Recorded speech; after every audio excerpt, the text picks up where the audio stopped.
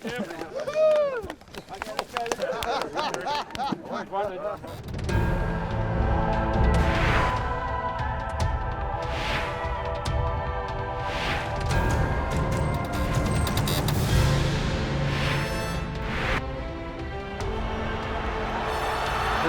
and go.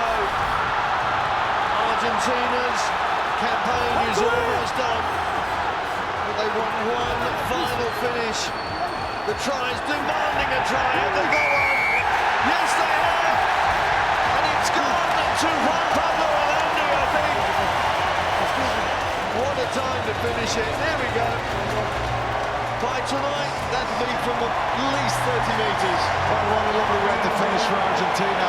It's a fantastic World Cup. Lovely moment there in Francois. Congratulated him when he got up as well. Throwing caution to the wind, Argentina, and they never gave up. They wanted to try and get that score, and credit to them, in the end they got there. There's the final kick of this match from Nicolas Sanchez. That takes him to 97 points in the tournament, and surely that's the golden boot for the Argentinian playmaker. Yes, it was a tough one for us.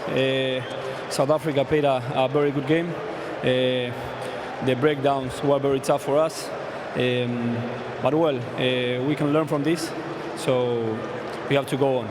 Yeah, of course we would have loved to play tomorrow for the World Cup, but unfortunately things didn't go our way last week. But yeah, today we knew it was going to be tough. We've got a lot of respect for Argentina, the way they played the whole year. So a great test victory for us. Bronze medal is better than fourth place. Thank you.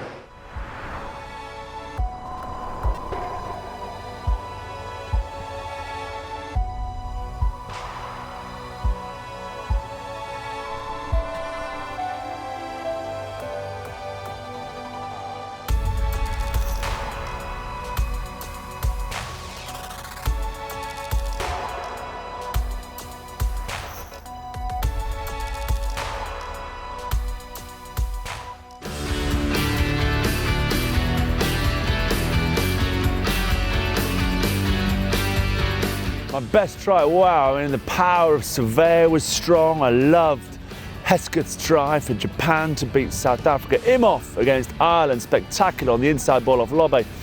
But as an Englishman, it probably guts me to say it, Gareth Davies' try against England in that absolute nail biter that Wales won 28 points to 25.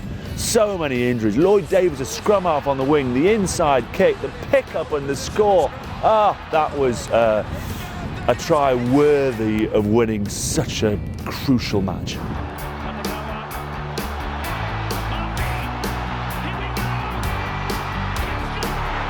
Japan, I think they may have won one game in 1991 or something before this World Cup.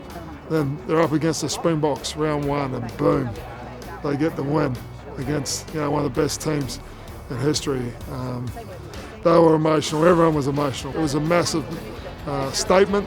It's just about world rugby, how the minnows have improved and they're not minnows anymore. It was also a huge encouragement to the other teams, not quite as highly ranked. And I think that's helped have a really good World Cup.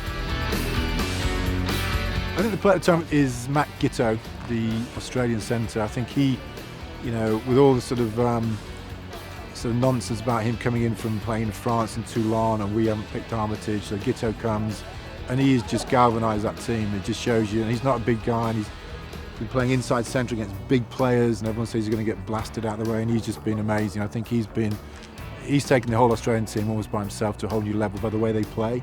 So I don't think it's even close. I think he's the standout player by a long way.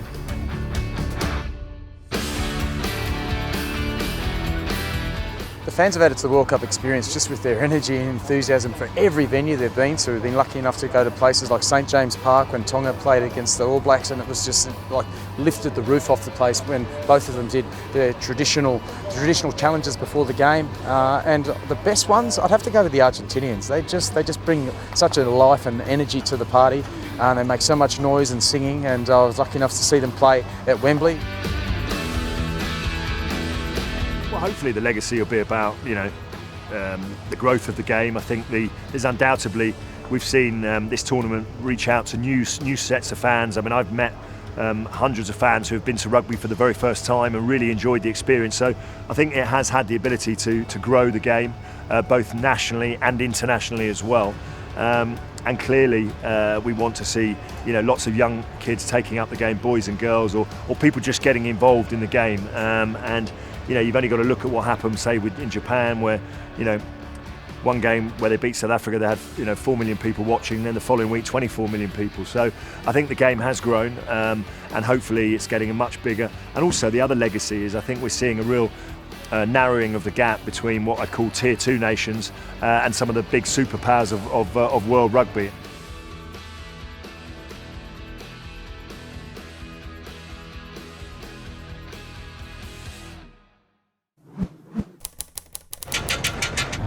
That is the finish. Kirk has gone straight through, only Serge Blanco in front. The support can't keep up with him.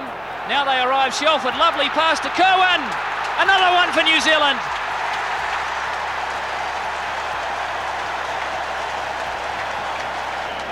What magnificent work by Kirk. He threw the dummy, went straight under the arm of one of the French players.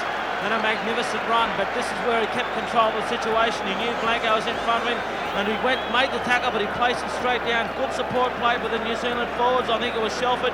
Once it got to Kerwin, he palmed off Bavizier, and really Sella was coming across, but once Kerwin had it, the try was always going to be scored.